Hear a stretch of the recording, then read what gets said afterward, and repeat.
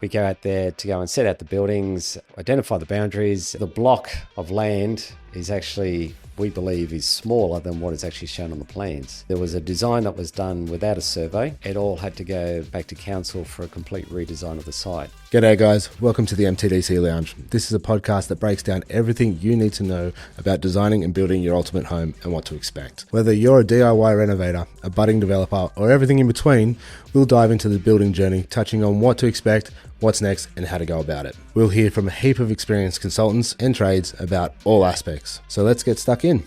Welcome to the lounge.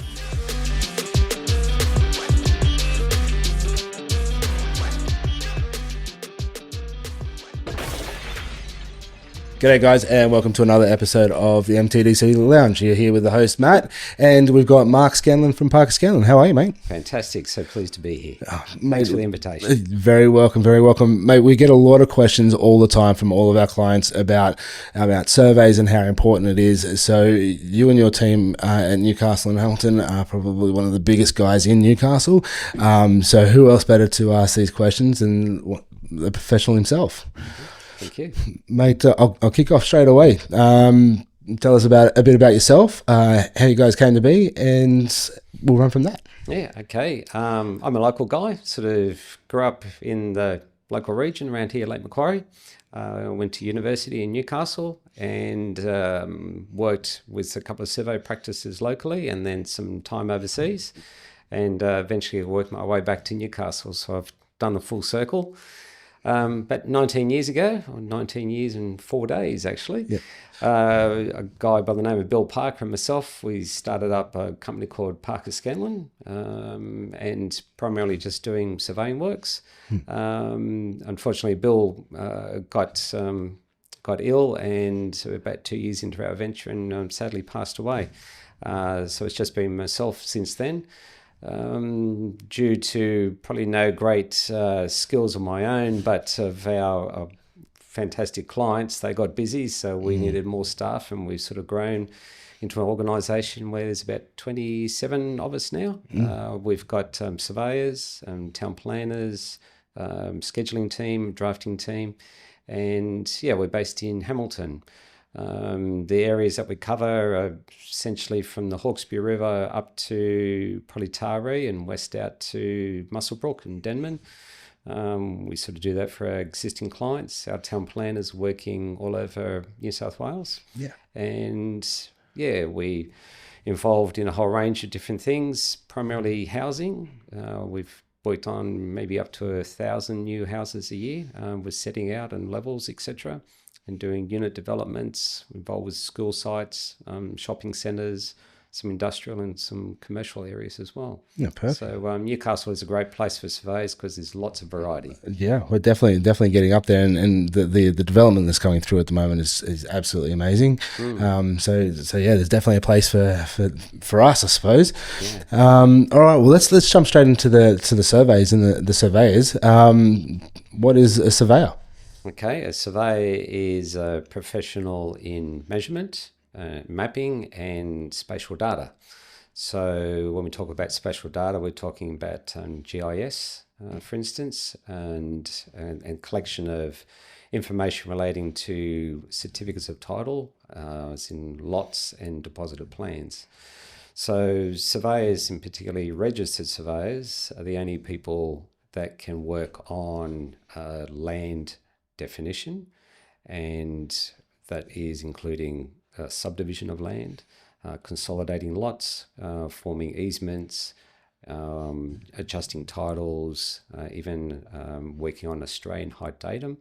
Registered surveyors are the people involved with determining Australian height datum. And surveyors are the custodians of what we call the New South Wales Cadastre. And the Cadastre is the culmination of all the lots and all the deposited plans all over New South Wales.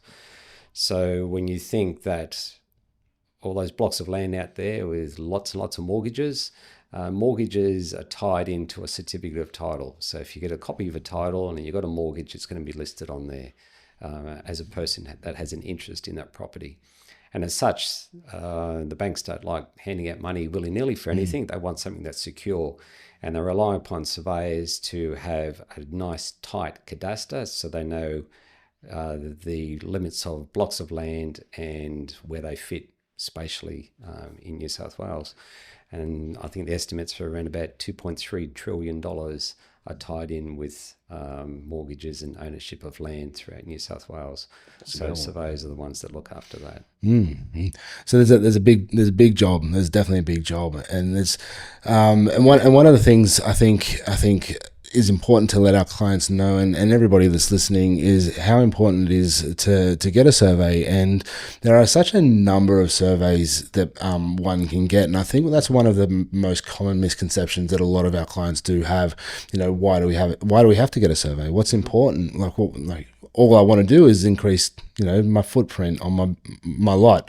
So I guess we'll start right at the bottom. What's our most basic survey that somebody can get? Okay, so identification surveys, something that used to be extremely popular when I first started in the industry. And with an identification survey, we would locate the position of all the improvements on a property. So we would locate the position of a house, fencing, garages, those sorts of things. And we give a distance from those structures out to the external boundaries. And we would make a comment as to whether or not they're compliant with the regulations. So there's certain setbacks you need to be from side boundaries for fire rating, those sorts of things. And that document would be able to be used for conveyancing purposes. So you're buying and selling, so you know exactly what you're buying. Probably in the last 15 to 20 years, mortgage insurance has come into play. And mortgage insurance is cheaper than what it is to go and get a identification survey. And so people are saying, well, the mortgage insurance basically covers me in case the house that I'm buying is on halfway over the neighbour's property, or the fences are in the wrong spot and that sort of thing. So it covers them in case something terribly goes wrong. And it's mainly the banks that are actually calling on this because they want to have that security. But then they go and get the mortgage insurance, and then 5 years later they need to go and replace the fence. And then they go, well, is the fence on the boundary or not? So that's why the identification survey can be used for those sorts of things. So that's one type of survey. If you're looking to do any sort of development on a property, then we have what we call a detail survey. Detail survey also locates the building and improvements on the property, but we also look at the levels as well. So we want to know whether or not the block is sloping towards the rear or to the front, so that affects your drainage. So how's the storm water going to leave the site? And is it really steep? So can we get a driveway that's going to come in and your car's going to bottom out, or it's going to be a smooth run in? Is an opportunity to have a split level house? So maybe if it slopes away, we're going to have two levels at one end and a single at the other. We also look at where the services are running. The big one's the sewer, not the kind of thing that you can easily go and change, or not cheaply anyway. No. So we go and identify where that's located on the block, where the stormwater pipes are. We also look at adjacent buildings. So if you're looking to go through and do an extension on a house, you want to know whether or not the neighbour's building is going to overshadow your property, or the windows, etc., doorways are actually opening out onto where you're looking to extend the house. So the detail survey becomes the design template for everyone else that looks at. So building design people come along and they use that to go through and design a new structure or the extensions, what happens to be on that property.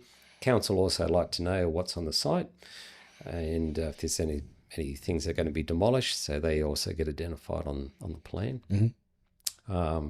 Civil engineers, they look at the stormwater on the site, so they also use that detailed survey plan. And the landscape architects as well. So there's a whole myriad of people that get involved in looking at those plans. So it's really important to get it sorted out in the first instance, and then once that's all locked in and we know what we've got to play with, we know our boundaries, then all those other professionals come in and do their thing. G'day guys, just quickly, if you're finding this podcast info relevant to you, then I'd like to quickly talk to you about what we do at MT Design Collective. You hear us talk all the time about the importance of solid, detailed home design practices, so that you're not left with extra fees, delays, or unexpected costs in building your ultimate home. Here at MTDC, we design homes and provide plans that builders love to build and councils love to approve. If you're looking at a renovation, a new build, or alteration, then we'd love to help you work out the next steps forward. Book a free, no obligation chat with us, and we'll come out to your site, as it's the only way to truly get authentic, no bullshit advice. Link is in the show notes. Okay, back to the show. So the detailed surveys that we get, have the different levels in heights, and I think there's a level of expectation that I think a lot of people should have from a survey.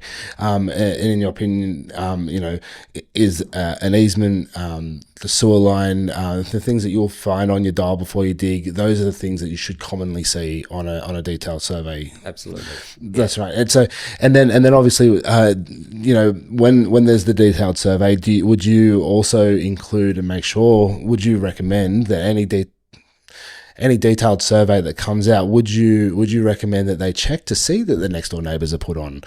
Because I know a lot of surveyors at the moment aren't putting the next door neighbours on, and then I guess that's where we find a lot of discrepancies between the prices, and I guess a lot of the surveyors who go out and do the jobs, they do leave some information off, which becomes really problematic end game. Do you see that as an issue? Yeah, I think that if there's a building that's very close to your property, then overshadowing is going to be a big one straight up. So you're thinking, oh, well, I'm going to double the length of my house. I'm going to extend it out, and I'm going to put solar panels on the roof, and, I'm just going to tap into that. But they don't realise that the building next door actually overshadows your property, so putting the solar panels is going to be not such a great idea. Yeah. And we're putting out this fantastic lounge room at the back, family room, and it's all going to open up into a nice big space. But then when you look at the neighbour's property, they've got a big balcony that looks straight down over that space. So we identify those sorts of things as well to ensure that when it comes time to do the design work, then you know what all those constraints and opportunities are going to be. And it may also be some sort of fantastic view corridor, or it could be that there's an enormous tree that's sitting in the back, and there's overshadowing issues with that as well.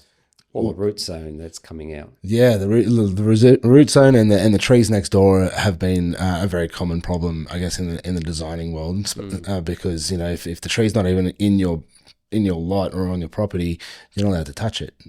But their root zone affects everything that you put on your block. Absolutely. So that is a massive thing, and it's one of the benefits of a detailed survey. One of the things that we do find that we have a bit of a situation with as well is the detailed survey, even though it says a detailed survey, there is a variation, or there's a percentage of variation. We'll go into the next level after the detailed survey, but what is a common variation percentage of a detailed survey? So as far as the limits of the information that's picked up, well, rather than because I know they have a 10% variance, like it doesn't, like they're accurate to a certain level, but there could potentially be like up to a 10% variance as measured. Is that? No, we've probably I'll just add in another little component there. So a detailed survey identifies the improvements that are on a block of land and the adjacent area, but we also show the boundaries and the boundary dimensions. And so those dimensions, unless it's old system title, but we could probably get onto that later, those dimensions and the area that is shown on the plan are essentially locked in. So there's no variance on those. With old system title, then there can be. And so this is just something for people to look out for as well. We have a few different types of surveyors. We have what we call our field hands that come out and assist the surveyors. We have a technician surveyor, so that's someone that perhaps has gone through TAFE. And then we've got graduates, so the ones that go through university. And then we have registered surveyors. So the registered surveyors are the only ones that can deal with land titling information. And so if we have a detailed survey that has boundary dimensions shown on it, they have to be prepared by a registered surveyor. So you may find a graduate surveyor, or perhaps even a technician surveyor, if they come along and do a detailed survey, legally they can't show what the boundaries are. They can show there's a house here, there's a shed here, there's a fence there, but they can't show where the boundaries are. Yeah, right. So that's just something to keep in mind. So if you're going to get a quote for a particular detailed survey and somebody comes along that's half the price of everyone else, then find out whether or not they're actually a registered surveyor. And if they're not, then they can't actually show the boundaries. And that becomes pretty important if you're looking to maximize your parcel of land and put on a really large house or build something that's close to the boundary. Then they have to know where that boundary is to be compliant with BCA. So is there a way to find out if your surveyor is a registered surveyor or not? Yeah, there's you can jump onto the websites and go through, and there's a whole list of registered surveyors there. Is that, or even just looking at their websites, or just ask the question. Yep. Are you registered? Like builders, is there like a Service New South Wales kind of register, or is there? Yeah, you can go to it's called BOSSI, Board of Surveying and Spatial Information. Yep, there you go. List of registered surveys there. Yeah, beautiful, excellent. One of the fun things I think about surveying is how you guys actually get your heights for the AHD. Some have compared it to that of a geocaching, or finding little fun hidden bits that you run your numbers off. Yeah, I'd love to know the story. Love surveying. Okay, so there's a number of different things scattered all over New South Wales, and the two in particular, one is called an SSM, a State Survey Mark, and they're usually a brass plug about so big, and there's a shaft on it. So you drill a hole into concrete or whatever, and you aerolite them in. And so that's one form of what they call a permanent mark. Do you find those are those the ones on the gutters that you'd set? Yep, see them around the place, and you can always tell when there's a surveyor walking down the street, because they're always the ones that are looking down. There's a state survey mark there, there's a drill hole and wing there. It's just what we do. We just look on the ground. Yep. We also have other ones called a permanent mark, and they look a bit like a hydrant cover. So they're a cast iron lid, about the size of an A4 piece of paper, and you lift them up, and inside there's a stainless steel pin, and that's sitting in a big lump of concrete. And so spatial services, they go through and they coordinate those state survey marks and also these other PMs with the pin, and they will go and give a coordinate, like a latitude and longitude coordinate. And they would also go through and determine a strain height datum on those points. So not all of them have AHD, and not all of them have an accurate coordinate. So typically, if we're doing a detailed survey, we will have a connection into a strain height datum, so we know how far above mean high water mark a block of land is. And so we use those marks to go through and transfer the data or the level from those points actually onto a site. I'm glad you mentioned that, because the Australian height data is the thing that marks, I guess, how high land is above sea level, I'm pretty sure. Yeah. And that becomes important when someone's designing, say, in a flood zone or a flood area. And then that's when one would ask for an AHD or an Australian height data survey. But then there's also the other assumed data. And if it's assumed, then you're also assuming that you're not in a flood zone and it's not so much required. Yes, yeah. So if you go out to one of the newer states and there's no houses, just basically dirt everywhere, and a few pegs showing, well, there's your lot. We wouldn't necessarily do a detailed survey because there's no information to pick up. There's no fencing, there's no buildings, there's nothing. So we would do what we call a contour survey, which essentially just takes the levels over a block. And in most cases, if they're sitting on the top of a hill, then there's no flood issues. So that can be just done on an assumed datum. So we might call a particular point out on the curb level 10 or level 100, and then everything's relative to that. Depending on which council area you're working in, some of them actually insist that all the information that goes in is on Australian height data. Some are okay with just an assume, but certainly many of them insist on AHD. And there's a whole range of reasons why AHD is good for particularly larger developments. If you're looking at, say, for instance, if you've got a place which has got a bit of a slope on it and there's view corridors, then there may be a restriction for Australian height datum height. So you can only go so high. So that means the person behind you can actually look over the top of your property and still maintain the view. So sometimes AHD is there to maintain a minimum floor level because you're in a flood area, and then other times it's going the other way. You can't be too high. Yeah, well, that's what we design for. There's a lot of like 8.5 meters in most cases, I guess, for height levels and things like that, and that's where we come in to our own, I suppose. So let's say we've bought a block and you've done your survey and bits and pieces. How often do you find blocks without easements to drain water and things like that, particularly when we're running backwards? Yeah, certainly in older parts of town, if it's a knockdown rebuild, for instance, the old rubble pit in the backyard used to suffice, but now houses are bigger and filling up more of the lot, so there's more runoff, there's more driveways, more roof, so the water needs to be collected and managed. And the older areas, there's just no easements there, which can be expensive ordeal, right? Yes. So perhaps a knock on the neighbour's door and a case of beer or wine in hand, and saying, "Can we have a little chat about stormwater issues?"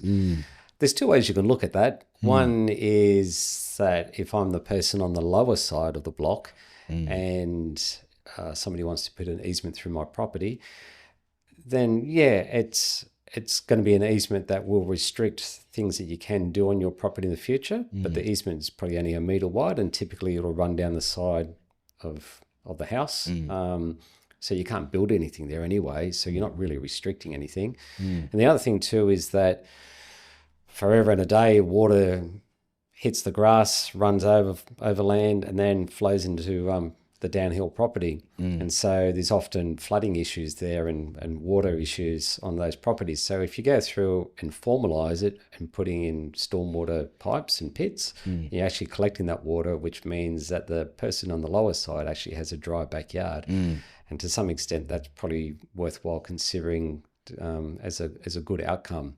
So yes, the guy on the high side, he gets an easement through my property, but also my backyard stays dry. It doesn't flood. Might be asking out of turn though. Like who would foot the bill for that usually? Like whose problem is that? Like understanding that the lower side guy is always going to have the damage, I suppose, but and the higher side guy needs it. Who should be liable, and who should follow? I guess that guideline. What becomes that conversation? What should happen in the process? So typically it's in these older areas and somebody wants to build a big house or extensions or whatever, goes to council, and council says, I can see it's sloping to the rear. Then the council puts a restriction or some sort of notice as a condition in their DA consent that they have to go through and control the stormwater. So then it comes onto the owner to go through and makes it their problem. Yeah, right. Even though sometimes it's a historical problem whereby those original estates, when they were designed, there was no stormwater infrastructure put in place. Lake Macquarie Council, which is where we are at the moment, there's a whole range of weird things going on, like large pipes and culverts running through people's backyards where there's no easements or no records whatsoever of these things. And sometimes we've had scenarios where somebody's gone out to go and do some extensions on a property and they're going out there and sort of just digging around and go, oh, there's a pipe there or a culvert, and we want to actually build over this space and they can't do it. So We've had that. We've had so many issues. Had so many issues like that. Like we've had a Gemna pipe going through one of the blocks, and that was all hidden. Couldn't touch it. Turns out that there was an easement there that wasn't really notified. We've had a great big dirty like NBN pipe. Like it wasn't NBN, but it was like the old school fiber optic stuff. That was notified. That was on the block, and we only found that out when they started digging, and that was crazy. And one of the common things that we do find, and particularly in the Lake Macquarie area, God love them, is that there was so many blocks that had just been split, but no water, no runoff, nothing had been considered, and that, like I guess parent lots or the lots before they become subdivided, they never had to consider. They never had to consider an easement to drain water and everybody down the side. And there's just been countless times where we've had a job and we've had somebody come through and said, "Hey, we want to build this great big house." And we're like, "Yeah, rock and roll, let's do it." And then all of a sudden it's like, "Well, where are you gonna put your water?" Yeah. Well, back in the day, it was a 3-bedroom house and 1 bathroom, and that was it. And the footprint was only pretty small on a big block. And the backyard was someone to kick a soccer ball around in a veggie patch. And mud bath. Yeah.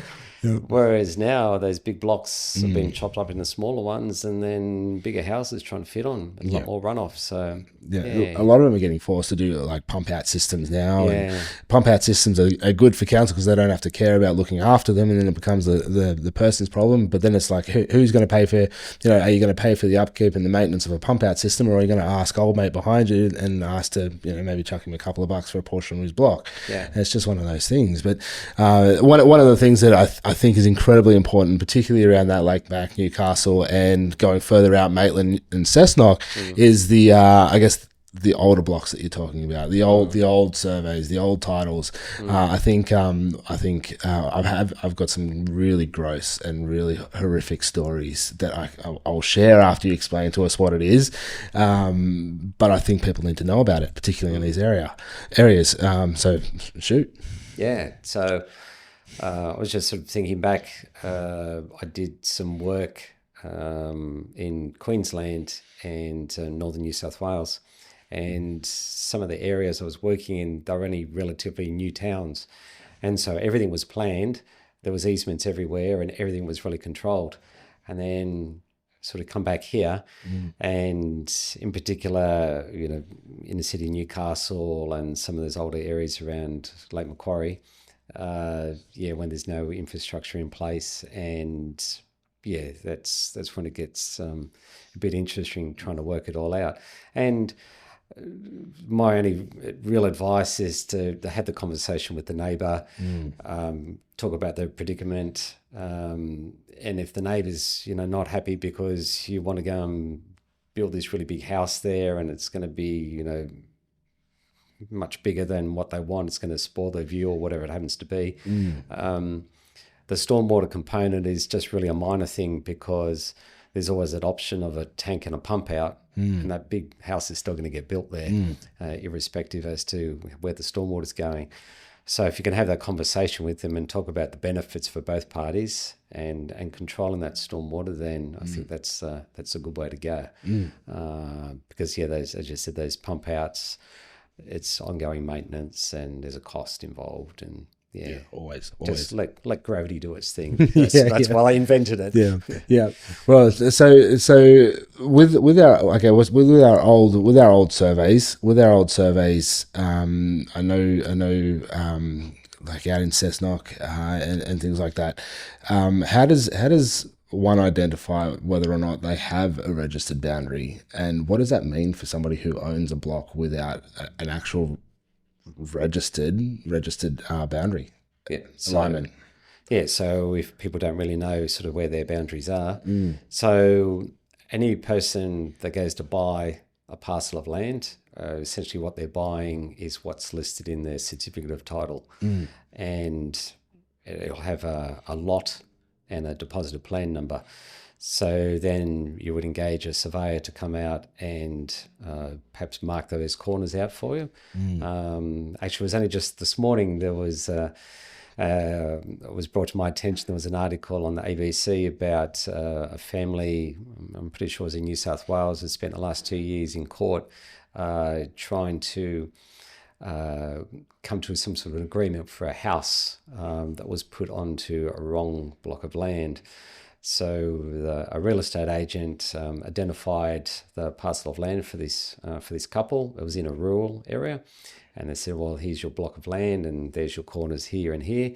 And so they had a house that sort of came through on the back of a truck, quite a substantial one, and plonked it there.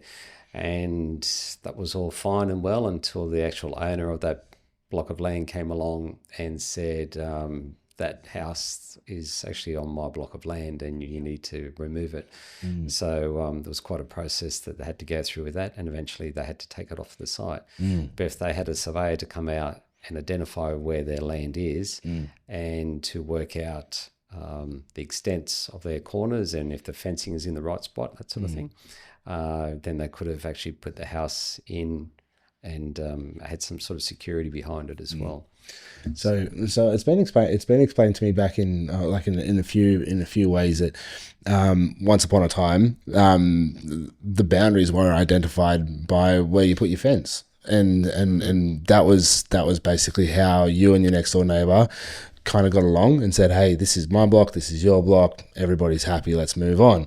But now that there's the system of the Lands and Environment and Registry Services, they now have everything registered, and everything's registered in a certain space. So what we're finding now, and there's a particular guy out in Cessnock that we've looked after, him and 4 other shops, commercial shops, are on, I guess, a parcel of land where they've all shared these assumed boundaries. And then it got to a point where he's like, okay, well now I'm ready to establish my boundary and I want to build all this stuff. And all of a sudden it's like, well, as a matter of fact, nobody really knows where your boundary is. Like we don't, like nobody, there is no boundary for you. And then all of a sudden he goes, well, I want a boundary. And then you go, okay, well you can get a boundary, but then next door is going to need a boundary, and then next door is going to need a boundary. And then all of a sudden, all these shops down this road are like, well, now we're up to $4,500 a piece to try and establish our boundaries between everybody. And this is a real problem around, I guess, a lot of spaces, I guess, around New South Wales. But because it hasn't been registered in the LRS, then we have that there is that very great potential for I guess people building over your boundary or taking a little bit extra space and making things really difficult. Yeah. Do you want to go down the old system title path? I sure do. Oh yeah, here we go. Okay, so back in the day when those big tall ships came into Australia and they said, "Oh, this is where we're going to start subdividing land," and so there was land grants that were given. So. Back in the day, the surveyors that sort of were operating, they came out and they identified big parcels of land, and over time they all got sort of smaller and smaller. So when people were coming in to buy one of these parcels of land, or it was granted to them, most of it was just done as a written description. So you'd have a piece of paper and it says, on the corner of Smith and Jones Street, head northward for 200 feet to get to the corner, and then go south for 25 feet and then west for 30 feet. And then it will sort of just describe your parcel of land. And, usually it's just a rectangular shape, which makes it nice and simple. But it's all hinging on the corner of Smith Street and Jones Street. Where is that? So, there's, we can go out the front here. We can see there's a bit of bitumen on the road and there's a bit of concrete curb. So is that the boundary? That's a road. It's a physical road that we can drive on. But where actually is the boundary? And, okay, there's a fence there. But is that fence actually on the boundary? And I can tell you now that after being doing this for 35 plus years, not every fence is on a boundary. It just happens to be put in the place where the old one was, because that was convenient. So the land back then was what they call now old system title. So it's just a description. And so Land Registry Services, what we call LRS now, they've been undertaking this process of converting the old system title into the new system, which is called Torrens title. And with Torrens title, what you're buying is a lot in a deposited plan, and your certificate of title will give you the descriptions as to what the lot and deposited plan number is, and its location. So it's, in a particular LGA and suburbs and that sort of thing.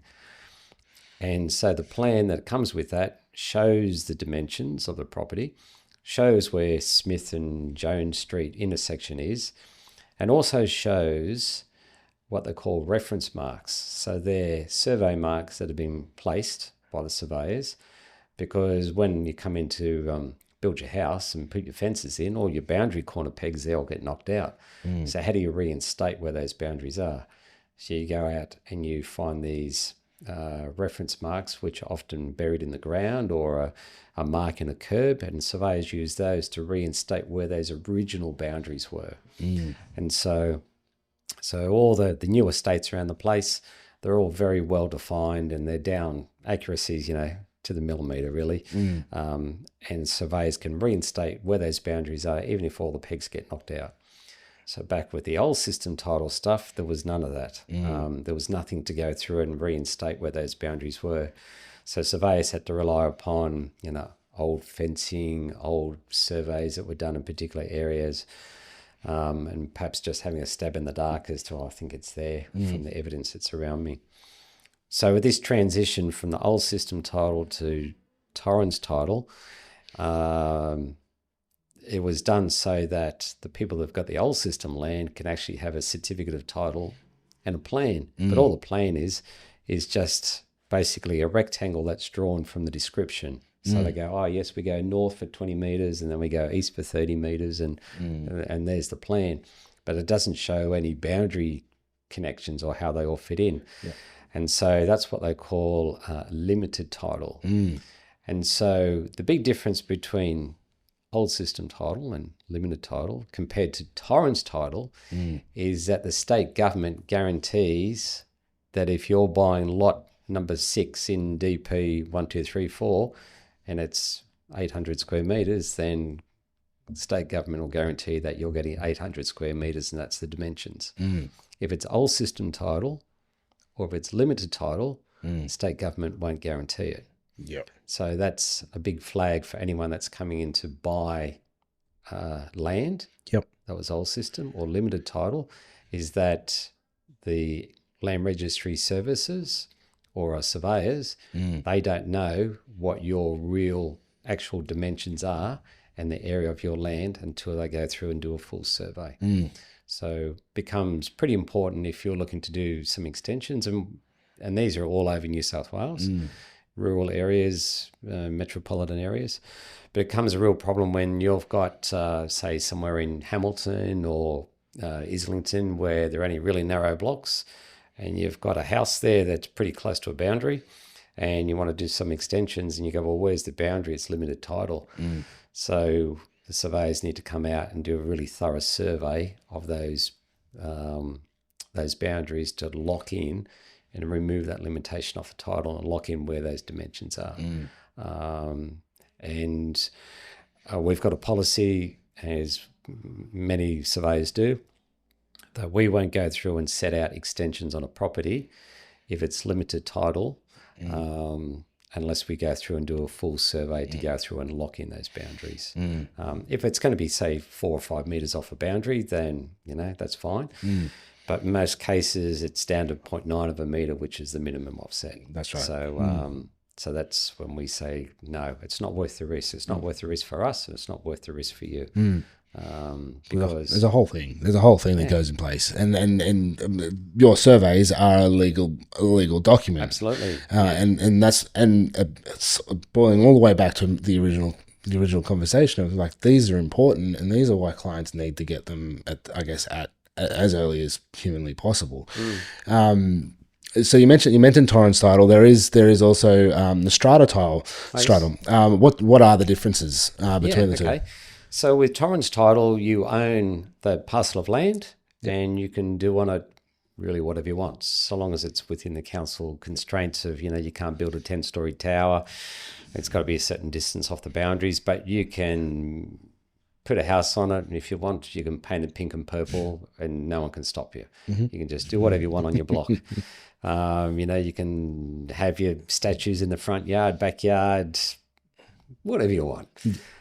With a strata, you own typically just the airspace within the walls of the building. So you don't actually own the building itself. The building is owned by what they call the owners corporation. So who is the owners corporation? That is it's a culmination of all the owners of that particular strata development. So there might be, say, 10 strata units, and that could be all single story or it could be high rise. So the 10 owners, they are the members of the owners corporation, and they have meetings to discuss what is going to happen with the building and the common property areas. So for instance, if there's a leaking roof, or the building needs some maintenance, they need to go and have it repainted, the owners corporation will decide as to who's going to do that, how much it's going to cost, how much they're going to fork out, and that sort of thing. But the owners, the individual owners, they can do whatever they want within the confines of the inside of the walls of their units. But the walls themselves are owned by the owners corporation, so you can't go through and change them. You can't go out the front and paint them pink and purple or whatever else, unless the owners corporation say that's a great idea. So, and I think it's important to note. I think it's important to note that like a strata doesn't mean that these houses are joined. Like these are on the block, and a strata is just a bunch of dwellings or a bunch of properties on the same block under the owners corporation that don't have a specific title assigned to that house. So I think that's really important to make sure that the clients are completely across, I think. Yeah. So if, for instance, there's 10 units, there's actually 11 certificates of title that are issued. So there's one title for every lot or every unit, and that's what you own. And there's another title that's created for the common property. And it's the owners corporation that are the owners of that particular title. And so that also comes into things like maintenance on the buildings. So people may have heard of a thing called a sinking fund. Yep. So if you're in a strata unit, then everyone contributes money into a sinking fund. And so the owners corporation sets up bank accounts. They also set up insurance, public liability and things like that on the property. And the money that gets accumulated with that then goes to doing maintenance. For instance, if there's a crack in the driveway that everybody uses, then the money is used to go and fix that up. If there's more landscaping that needs to be done, like retaining walls fallen over, for instance, then everyone contributes from the sinking fund into that. So it's important that if you're coming in to buy a strata unit, not so much the high-rise ones, but in a low-rise, small development site, to go through, whether it's yourself or your conveyancer, to have a look at the minutes of the meetings of the previous owners corporation meetings, because they will talk about, retaining wall down the front there. It's been starting to fall over for 5 years now. We really should do something about it. But it's going to cost $100,000 to fix it. We've only got $90,000 in the sinking fund. Maybe everyone needs to chip in more money, or we'll just turn a blind eye, and because it's only really affecting people in units 1 and 2. So I encourage people to go through and check the minutes of those meetings to find out things that may crop up, and all of a sudden you spend your last penny buying this strata unit, and then find that you've got to find another $5,000 to go and fix something that was broken years ago. So again, the builders reports and all that kind of stuff should cover all that business as well, which is important to definitely get. Yeah. Where do you see the future? Where do you see the future of the surveying leading to? I mean, you've got the LiDAR systems, which are the overhead 3D systems that we spoke about very briefly. And do you see this? Do you see the manpower still needing to go into it? Do you see that there are going to be some technological advances, I guess, in the survey space that will make things accurate, faster, and easier to do? Is that happening in the system? So the surveying profession, I suppose, has been running for hundreds of years now, and for 2/3 of that, we were just using a tape measure and perhaps a compass, magnetic compass, to do all our work. And then they invented a theodolite, which is an instrument that sits on a tripod and reads horizontal angles and vertical angles, which was fantastic, but still using a pull-out tape measure. Yeah. And then they invented this thing called EDM, which was electronic distance measuring, where you have a prism and you've got your instrument, you hit a button and it sends a pulse out and it comes back, and then you can measure a distance. Groundbreaking, fantastic. It's a beautiful thing. Yeah, so you're not, going through the Lantano, pulling a tape measure through. But that was something that only really came into play, EDM probably back in the late 70s, early 80s. And then we're using robotic instruments now. So we set up a tripod, we put the instrument on the top, and then we've got a little prism, and the instrument just tracks you. So you just walk around and it just follows you everywhere you go. So much quicker, collect so much more data. But they've only really been around for probably the last 10 years. GPS used to be this huge box. You used to sit outside and used to track, maybe the 10 satellites that were floating around at the time. And you get some information after about 2 or 3 days of processing. The GPS that we're using now is using American satellites, Russian satellites, Chinese satellites, and we can get a fix pretty much anytime, any place, anywhere, and so much more accurate. You've got a GPS in your car. It'll get you probably plus or minus maybe 4 or 5 meters. If you're lucky, change lanes, or not that far. The ones we're using are horizontal, will probably get us within about 10 or 15 millimeters, and height-wise is probably maybe about 20 millimeters. It's pretty good. So it's amazing. But they're things that are only just really a relatively new invention. LiDAR. Got a plane, flies over, it's got this instrument, it sends out pulses, it bounces back, picks up information. We put that data through our software and we can generate contours. Beauty about LiDAR, it also will get a signal back off the top of the tree and also a signal off the ground. So you can look at heights of trees to go and get that information. We're using drones now, and so much so that we can actually put compact LiDAR units onto the drones. So we don't need a big fixed-wing plane anymore. We can use a drone and fly around and collect the information. These are all things that are only just come into play probably the last 5 or so years. We're using terrestrial laser scanners. So we'll set up the scanner. We'll be in a room like this, and the scanner, depending on what sort of precision you want to set on it, determines how many pulses it sends out, which is probably about 1 to 1.1 million pulses a second. Wow. So there's a lot of data in a very short period of time. But it'll pick up every detail that you see. It'll pick up the detail on these microphones, the ceilings, the walls. Whatever it can see is what you'll get. And you'll get that in a 3D point cloud. So these are all massive things that have happened just in only the last couple of years. And for the history of surveying, 2/3 of it we're pulling out a tape measure.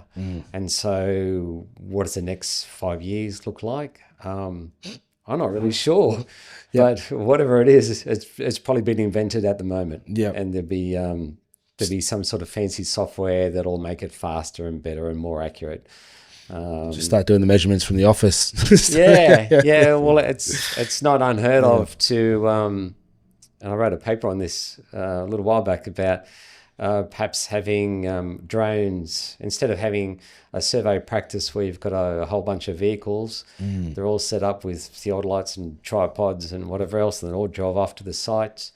Every day you'll have on your roof a whole series of drones, and you'll just push the button, the drone will fly out to the site and use the LiDAR to go and collect all the information and fly back and process it on the way in. That's incredible. That's it's doable. It's with the technology we have now.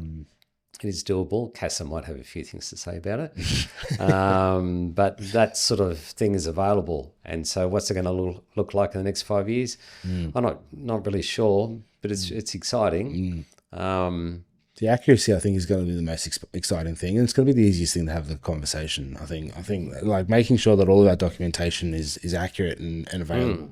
It's something that's fast, accurate, and easy to use. I think is just going to make the industry so much easier. And like we can't do our job without you guys, and it's so important to get a survey that's accurate. And I guess that leads on to the last question. I mean, what do you wish that kind of people knew before coming out to see, or what do you want people to know before actually getting a survey, and why it's important? Yeah. So depending on what your project is, say for instance, it was someone that wants to come in and build a new house or renovate their house, to go through and get a detailed survey done, just to identify what's on the land and to identify any problems with the boundaries. Once that's been locked in, then people such as yourself can move ahead with confidence with that information, knowing, okay, I know my constraints now. I know that I can't go any further this way. I can't go any further in the heights or whatever. And so I can design something that's going to fit into that space. Yeah. And then it'll flow on to the engineers and geotech people and everyone else to go through and do their part. So councils are requiring this information as well. So it just makes a lot of sense to go through and get it done. A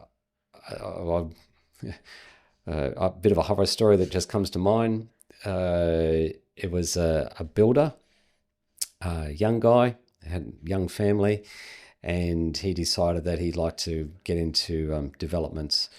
And so he bought a parcel of land that was DA and CC approved for 5 units.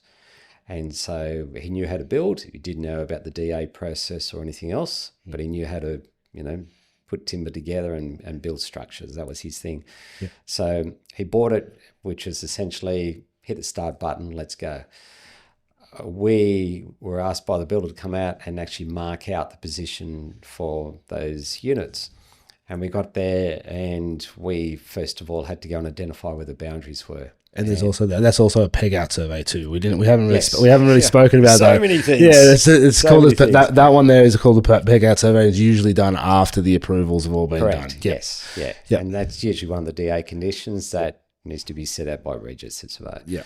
So we go out there to go and set out the buildings and identify the boundaries, and then we go, the block of land is actually, we believe, is smaller than what is actually shown on the plans. Oh, no. And so there was a design that was done without a survey. Oh, no. And so instead of being the 5 units, I think it was, we couldn't fit them on.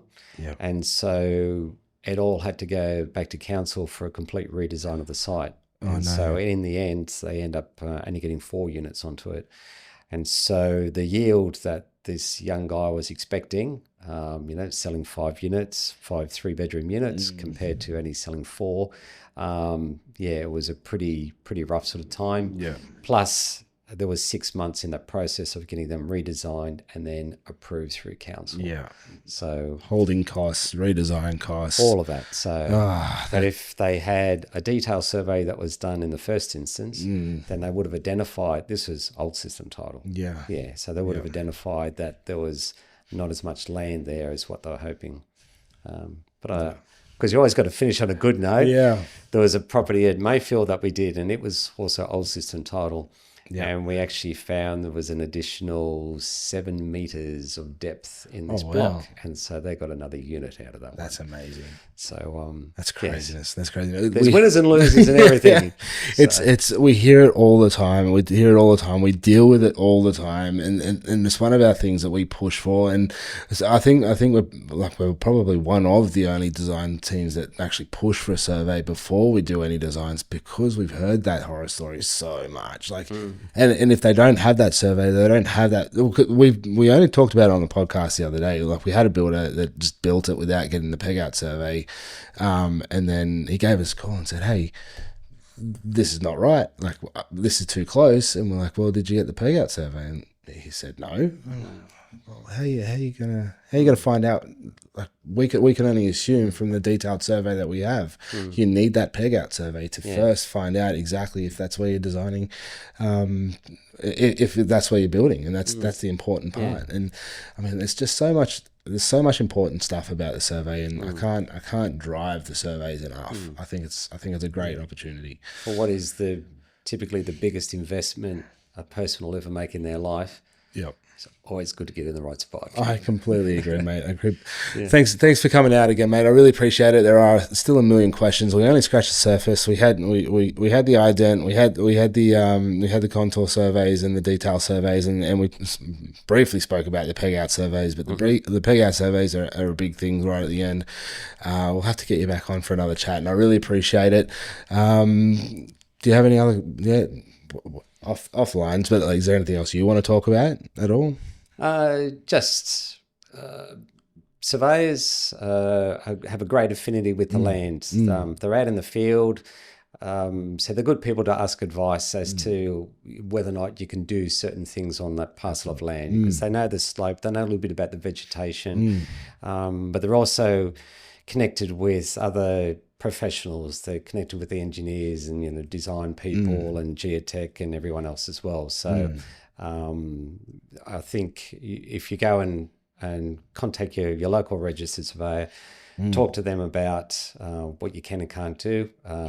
Town planning is one area that registered surveyors also need to be qualified into as part of our registration process. And they'll put you in the right path to getting a good result. A good surveying mob is always a great team to have. I know we need you guys as much as our next consultant. So it's always super important to 100% get a good mob that are great at what they do. Yeah. And if you've got friends and family out there, or maybe high school kids are looking for a career, then I'd highly recommend doing surveying. There's an acute shortage of surveyors throughout Australia, and this might give you a bit of an indication. Registered surveyors in New South Wales, average age is about 57. So it'll be another 10 years' time, and there won't be many registered guys around. I think surveying is a great job. You get to walk around outside all day, and then you get to sit in the office. I think it's a great job. Yeah, you can pick and choose which days you want to go out. Exactly. Well, thanks again, mate. I really appreciate it. And there you have it, guys. Thanks for joining us again tonight. Thanks for joining us, Mark. I really appreciate it. If you've got any questions, please feel free to shout out and reach out to Mark and his team. Thanks, mate. Great. Appreciate it. Thank you. Thanks for listening to this week's app of The Lounge. To make sure you don't miss out on the next episode, hit subscribe. We'd love to get the message out to more homeowners like you. Make sure you leave a rating and a review, and we'll see you on the next app.